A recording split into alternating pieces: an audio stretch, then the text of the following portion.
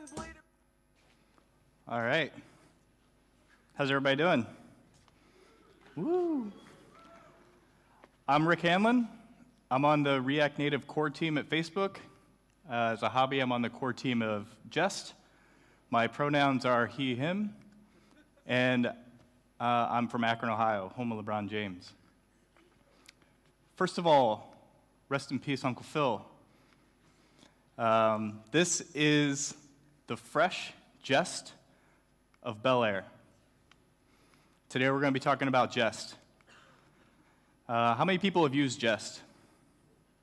Awesome. This is going to go well then. It'll be super relevant.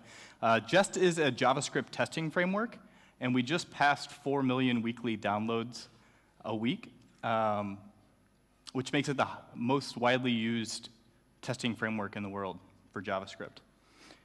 Recently, we were given the highest satisfaction award by the State of JavaScript 2018, and when the team saw this, we were super excited. This is a story all about how my test got flipped, turned upside down, and I'd like to take a minute, just sit right there. I'll tell you how about the Jest of a town called Bel Air.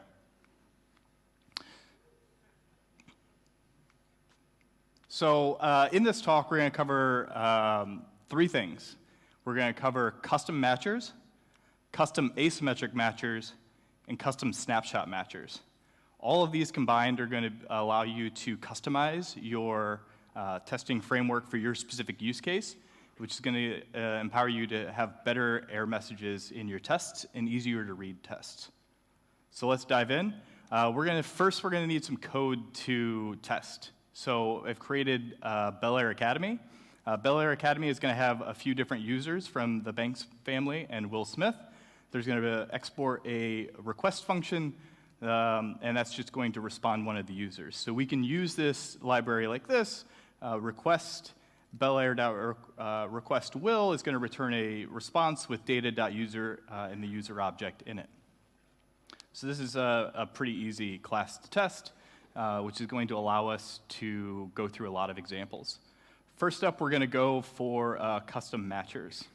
So let's write a test for this library, a real basic test. So if we consider Philip Banks, we can test Uncle Phil by first importing Bel Air from Bel Air Academy, and then making the request for Philip, and then asserting on the response. The response, we're going to expect response.data.user.name.first to be Uncle, because everybody knows Uncle Phil's first name is Uncle. And then we're going to expect response data user name last to be Phil. And we're also going to assert that Uncle Phil's role is a parent. So this is a fine test. This is a test that you'll very commonly write, where you'll set up the test at the beginning of the test, and then create a bunch of assertions at the bottom, usually for objects deeply nesting, accessing those properties. But there's a few drawbacks to this very simple test. One, it's verbose. We're constantly accessing deeply nested properties of this object, which we know that we're going to have to do a lot because this is our personal test suite. It's also very redundant. When you're accessing these properties over and over and over again, it can get out of hand pretty quickly, and then all of your tests start to just like blend together. And it's hard to, it gets hard to read, and you should write readable tests. Finally, the error messages for these are pretty generic. Just does a really good job at giving you good quality error messages. I think that's one of the reasons that we have such high satisfaction. But we don't know your specific use case, so we can't tell you that like this response was supposed to be with the first name Uncle. We just tell you that we received Uncle, and we received something that wasn't Uncle. So we can do better than this. When this fails, we're going to get expected Uncle received Jeffrey. Jeffrey Butler is the name of the butler in the Banks household. He's a hero of mine. But this is the fresh Jest of Bel Air, so we can make this test a little fresher. So let's write this test again. Here we have, we're going to test Uncle Phil. We're going to request Philip again. But now we're going to use a custom matcher to assert on the full name of Uncle Phil. So even though the name object is an object with a first name and last name key, we can write our test so that it's just the name that we want to read. We'll also write a custom matcher that asserts that the parent, that the role in the response is parent opposed to deeply accessing the value of the role. This is going to be more concise, and it's going to be more essential opposed to redundant. This includes only the information that you need to communicate in your test that you are asserting on.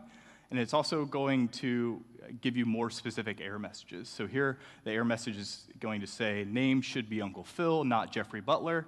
So if you were to see this in CI, then you're going to be able to immediately take action on it and know what's going on. So how do we write this? Jest gives you a API called expect.extend, and we have documentation for this on the website. So you can go to the website and see how to write this, and that's the end of the talk.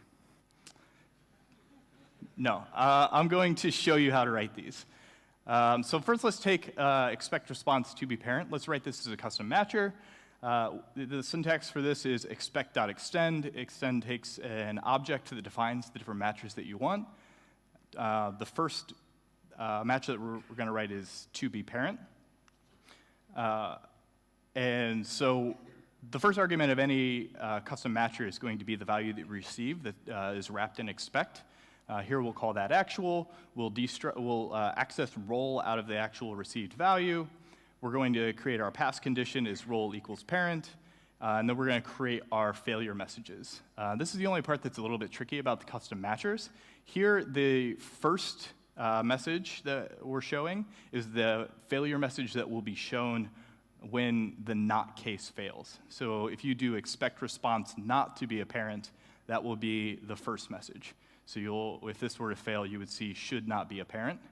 The second message is what would fail in the standard case. So if you do expect response to be a parent, then it'll say should be parent, not the received value.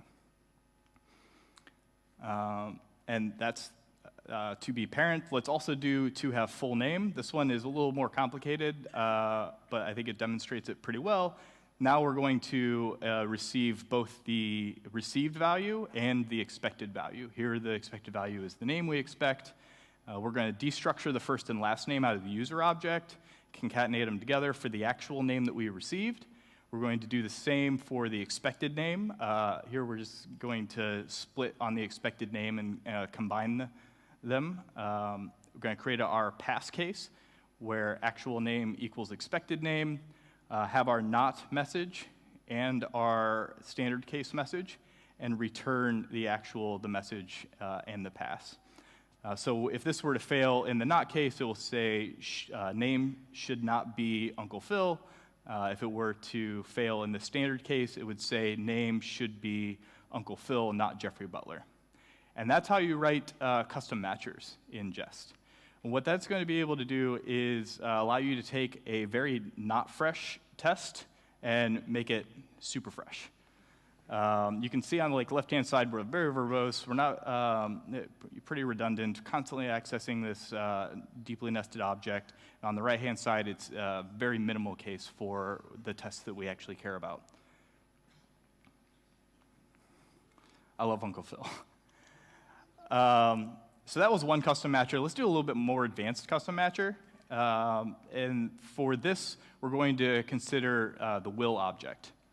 Will object, since he's a student at Bel Air Academy, has a grades object, which includes a list of his classes and the grades in each class.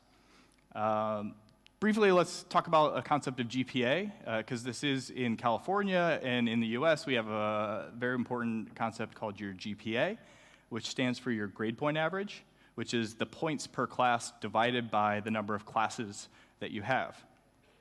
So in order to determine the point per class, we're going to have a compute GPA function. It's going to switch on the grade and return a numeric score for the grade that you got in each class. So in this case, Will is going to get a 3 for a B, 2 for a C, 4 for an A, 2, 1. That's going to give us 12 divided by 5 classes gives the grade point average of 2.4. So now let's say we want to write a test for Will's grade point average. Then we'll have our test. We will request Will. And then what we ultimately want to do is expect the GPA to be greater than or equal to 2.4. This is a default matcher that Jest provides for you. So now we need to compute the GPA. GPA equals map over all of the classes, compute the GPA per class, reduce those down to a total grade, and divide it by the number of classes. So this is a structure that's pretty common to see in tests, where you'll have your setup, you'll shape some of the data, and then you'll expect on it. And this is fine in a single case, but if you're doing this over and over and over in tens or hundreds of tests, then this will get very repetitive and your tests won't be easy to read. So let's give this the Jazz treatment. This is the fresh Jest of Bel. Let's write this in a fresh way. So to do that, let's just request Will and expect that the response has a GPA of 2.4. So you can see this is very specific for a use case. It's more concise, it's clear. If this were to fail, it would tell us exactly why it's failing and what we expected.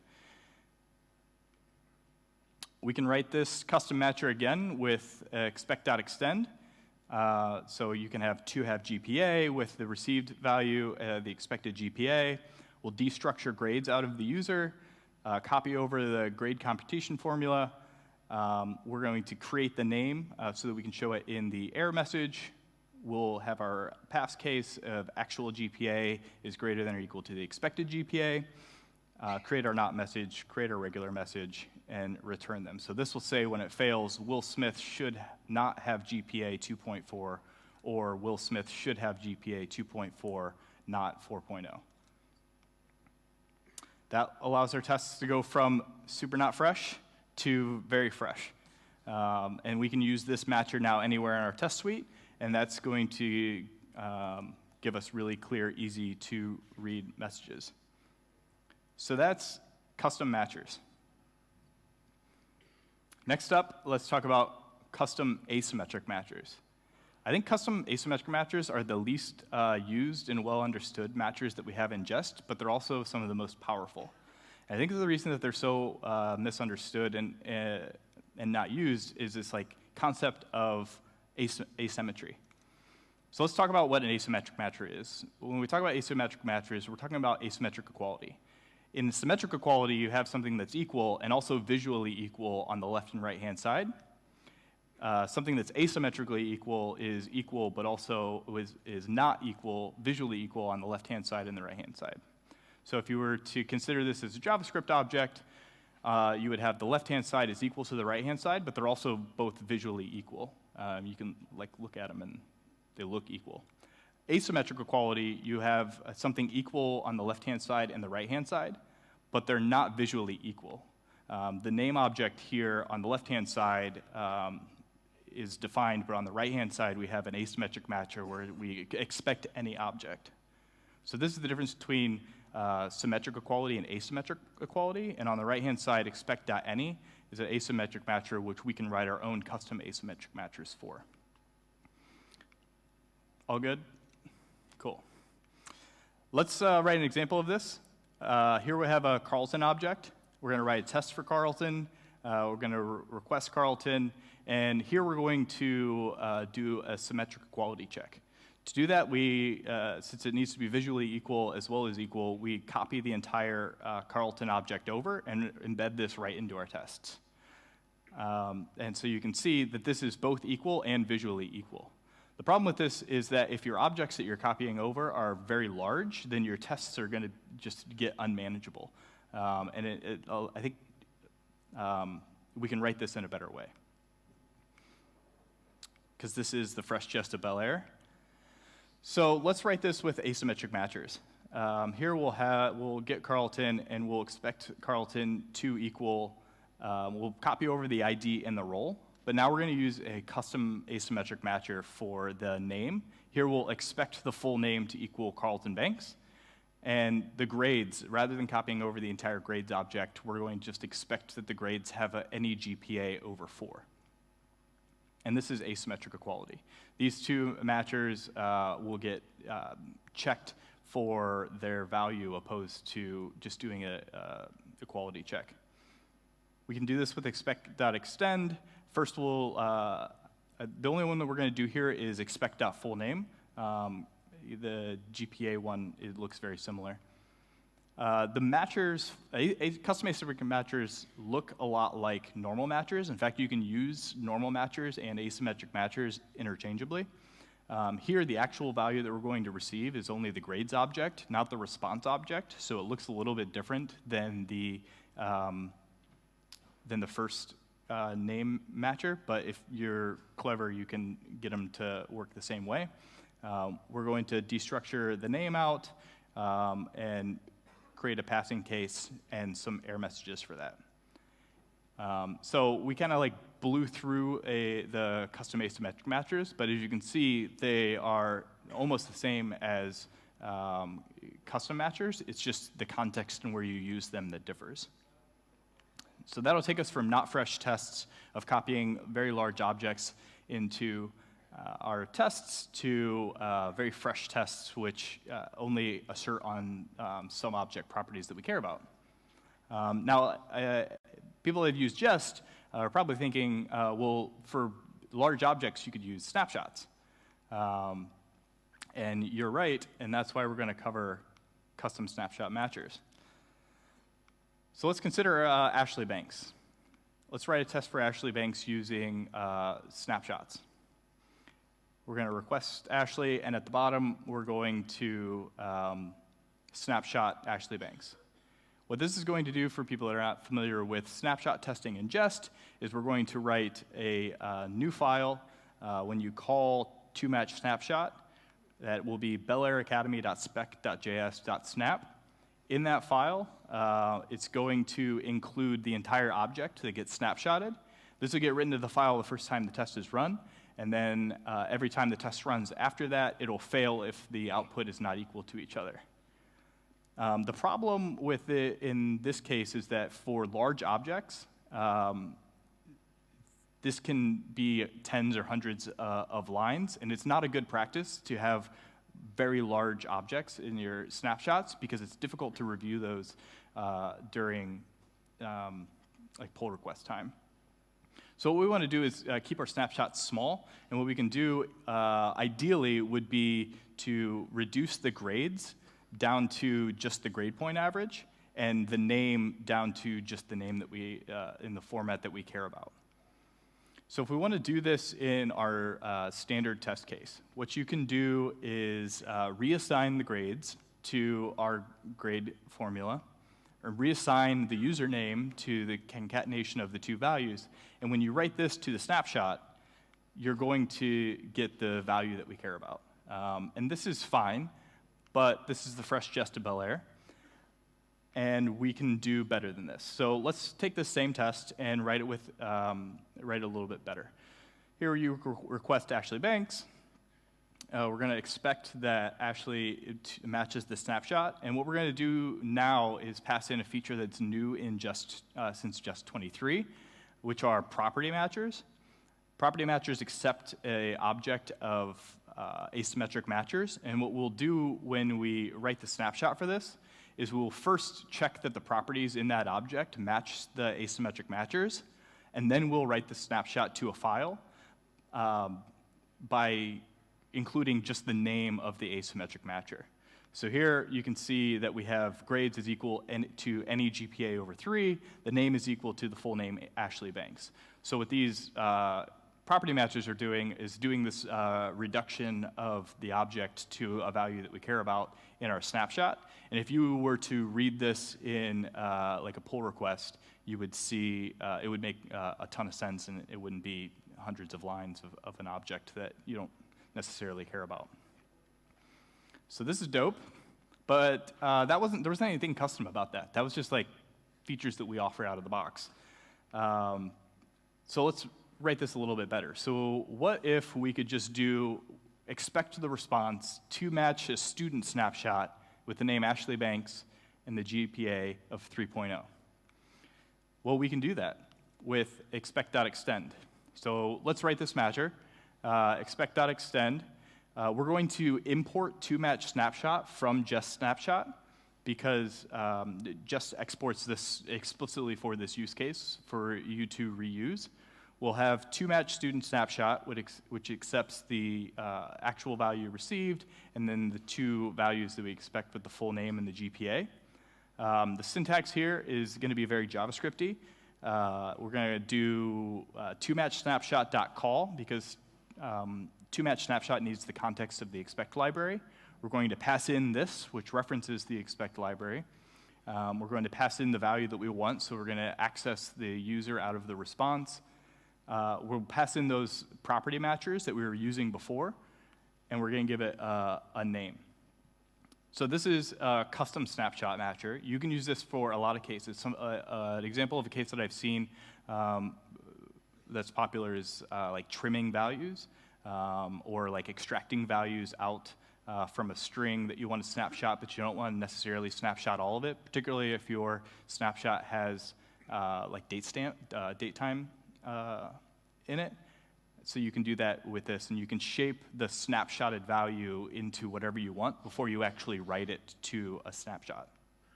So again, not fresh, very fresh. And that's it.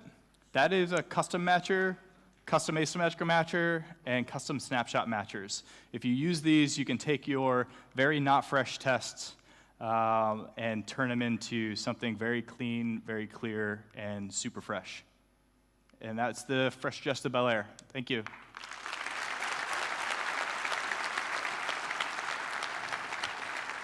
Thank you, Rick.